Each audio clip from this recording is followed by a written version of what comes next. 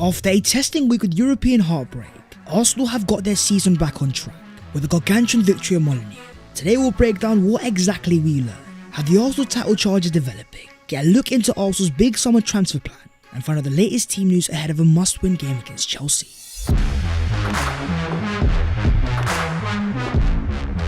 Yo, what is going on guys? My name is Baz14, welcome back to Boys channel, and oh boy was that a much needed victory going into a gargantuan week.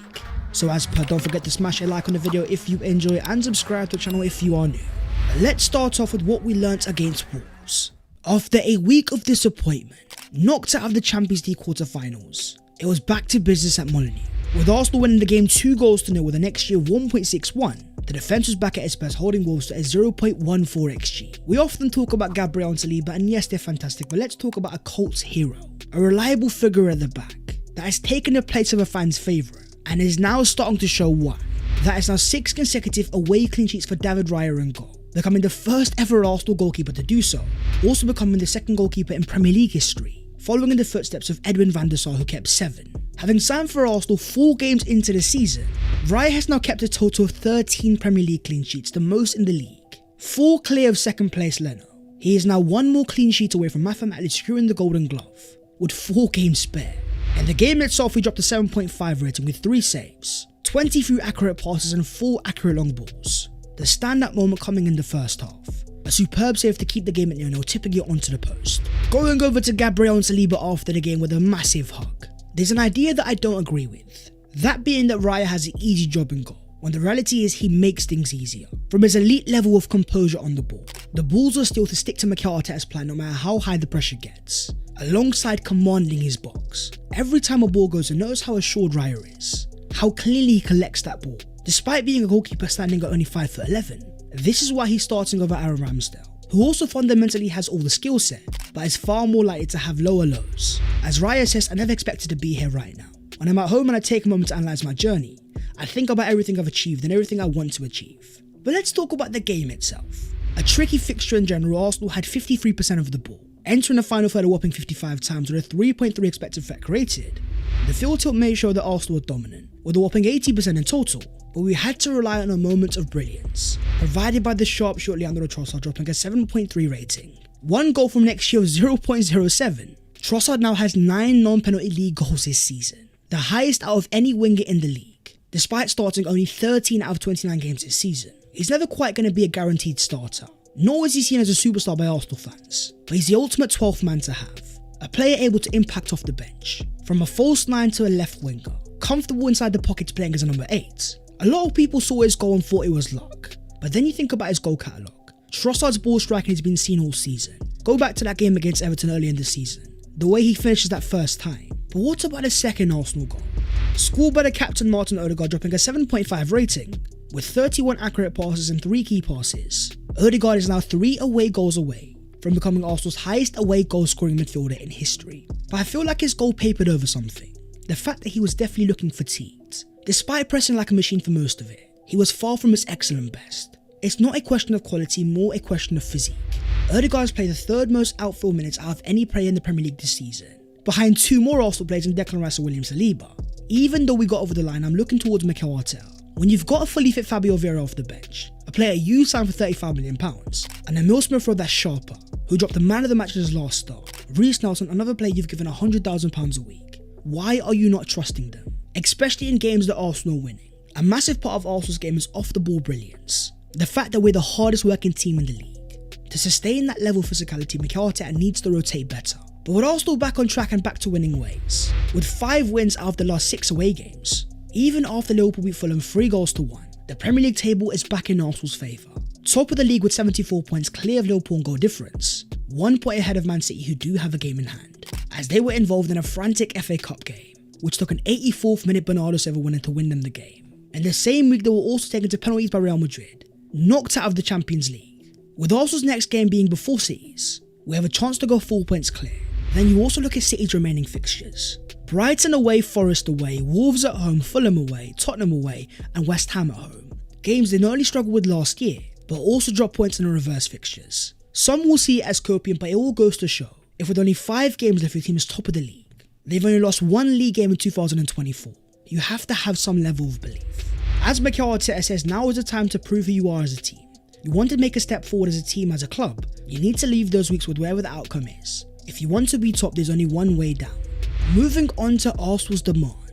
As great as it was to get back on track against Wolves, there's still something that I can't look past. Having been knocked out in the Champions League quarter-finals, losing out 3-2 in aggregate and also in XG, Bayern making 3.69 in total, the thing that still hurts me is how Arsenal responded after the Kimmich goal, mustering only one shot in the second half. A helpless feeling that we couldn't even lay a glove against a team with Eric Dyer at the back. The team may have been tired and there was a lack of experience, but there was also a lack of a moment's player.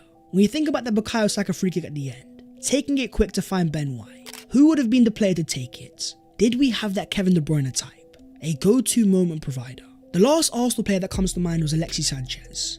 A player with not only the talent and ability, but the arrogance to go and make things happen, turn up in cup finals and provide magical moments. The Champions League is all about game breakers. If your tactics aren't working, can you make something out of nothing? Can you beat a man like Vinicius Jr.? Can you score an important goal like Jude Bellingham? In a recent interview with former Arsenal manager Arsene Wenger, he said that as much as he was impressed by the current Arsenal team, we still don't have our Thierry Henry. So let's talk about a player that often gets compared to him. With 17 league goals this season, we are talking Alexander Isak. With Ed Aarons of The Guardian reporting, KSC looks set to back Mikel Arteta heavily in the transfer market again this summer, with Arsenal eyeing Alexander Isak and Michael Olise in a search for a striker and a winger, with Aarons saying it's understood that Isak is one of Arsenal's primary targets this summer. With a potential cost of £100 million, he was heavily scouted by the club before his move to Newcastle in August 2022. Juventus' Dusan Vlahovic could also be an alternative target. But there's a reason why Isak would make so much sense. Not only is he a natural goal scorer and lethal finisher, with a massive 28% goal conversion this season, he also completes an impressive 60% of his dribbles. Higher than Bukayo Saka and Gabriel Martinelli, he's got a unique ability to engineer something out of nothing. You can have him in the corner surrounded by 3 players, but watch how he's able to dance past, beating player after player and creating a fantastic goal. As great as Arsenal are off the one defensively, to be an all-time great team and go and win trophies, what's more important is your on-the-ball quality. When you talk about Man City, you talk about Haaland and De Bruyne, not their defenders. You go back to the Arsenal Invincibles, you think about Henry and Bergkamp, inevitable players when it mattered most. But I also want to address the narrative of progression. Even though your boy is very disappointed after the defeat against Bayern, there's no denying that Arsenal have come a long way. Our first quarterfinal since 2011, not really going out against a team that used to always batter us, beating us 5-1 3 times in a row.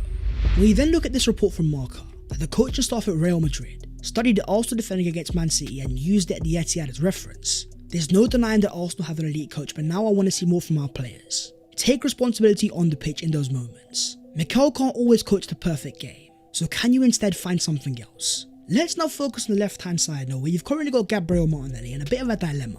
15 goals last year to 6 this year, taken off against Bayern with minimal impact. His form is not amazing, but you have to look at the platform. Is Mikel Arteta partnering Martinelli correctly? Does he have the combinations that he had last year? A consistent partner like Granit Xhaka? The ultimate answer is Arsenal need a new left-sided number 8. A profile to carry the ball forwards and make things happen, which we have seen glimpses from Declan Rice, who against Wolves got his 8th man of the match of the season, perfectly showcasing his ball-carrying capacity right towards the end of the game, driving Arsenal forward and playing a massive part of the second goal. As Santi Cazorla says, Declan Rice reminds me of Aaron Ramsey, appearing everywhere and a brutal player. When you think about Arsenal's best performances this year, a lot of it's come with a natural midfielder on the left-hand side. And that's where you might have a target coming out of Newcastle. The breaking news from David Ornstein is that Arsenal and other clubs really like Bruno Guimaraes. Newcastle will hope to keep hold of the 26-year-old, but there is a release clause in his contract. Making 31 starts in the Premier League this season with 4 goals and 6 assists. You look at his performance against Tottenham in his last game. A 7.8 rating with 1 assist, 5 out of 7 accurate long balls and a big chance created, 2 successful dribbles and 7 ground balls won. Bruno Guimaraes has always been a player that Arsenal have liked, from all the way back to his days at Lyon before he moved to Newcastle. Edu Gaspar was in talks with the players' representatives. His stats radar this year is very impressive, showcasing a very complete midfielder, defensively secure, fantastic at carrying and also able to pass. The thing that could be the most effective is ball carrying, completing an impressive 1.9 per game at a very high 65% success rate. In an Arsenal system that at times can be predictable, having a ball carrying maverick that's not scared to try something different, that's played with Martinelli for Brazil, has proven himself in the Premier League. The move would make a lot of sense. But you also might have an opportunity coming out of Spain. According to the very reliable Mateo Moreto, Barcelona are now open to selling Frankie D Young this summer, and they believe they can get at least 60 to 70 million euros. With Barca struggling in La Liga miles behind Real Madrid, Xavi set to leave at the end of the season, there's a level of uncertainty and a need for a sale. So when you think about where Arsenal are with their project, a stage where they need level raisers, players with experience and true quality, Frankie D Young's a profile that could start for Man City. His ball playing ability is up there with the very best. Signing a player of his calibre alongside Declan Rice, that's a midfield built to compete in the Champions League. Moving on to the other Arsenal news today. Approaching a very important summer transfer window, with many Arsenal fans excited about incomings, there's also movement in terms of coaches. According to reports in Argentina, former Argentine international Gabriel Heinze is currently in England, and there's a very concrete possibility he joins Mikel Arteta's coaching staff at Arsenal, with even Fabrizio Romano confirming there is a possibility. Not only is he a former Premier League winner with a lot of experience, he was also at PSG alongside a young Mikel Arteta, alongside being spotted recently, alongside Arteta again, as they watch the Atletico Madrid youth team. But Arsenal fans have one focus, and that's going to be on Tuesday. In the heat of a title race, Arsenal welcome Chelsea to the Emirates Stadium. And even though they're 9th and they've just been knocked out of the FA Cup, this game is going to be far from easy. Not only did Chelsea cause Arsenal massive issues early in the season, a 2-2 draw where Arsenal were 2-0 down, Chelsea are a weird side that seem to turn up in big games. Not only drawing Liverpool early in the season, they've also taken points off Man City. In terms of the Arsenal team news though, the only real doubt is going to be Takehiro Tomiyasu, who missed the game against Wolves after picking up a knock, with Mikel Arteta saying out of precaution. And it is getting a little bit annoying. Having started against Bayern making his second start in 6 months, Tomiyasu has now played nearly the same amount of minutes for Arsenal as he has for Japan this season. But with Arsenal only having 5 games left this season, the next 2 will be decisive: Chelsea at home and Spurs away. The perfect chance to show how far we've come from last year. Difficult games with the players tired. Go out there and get the results, and show that you have the bottle you didn't have last year. That is the video there and there though, so hopefully you guys have enjoyed. If you have, don't forget to smash a like and also subscribe to the channel if you are new. If you want to follow your boy on all of his social medias, then the links are down below in the description. But that was all of the latest Arsenal news today, and as we approach 2 gargantuan games, Chelsea at home and a game at the toilet, let's just say we're about to learn quite a lot. So, as per, stay tuned and I'll see you next time. Take care, and a bit.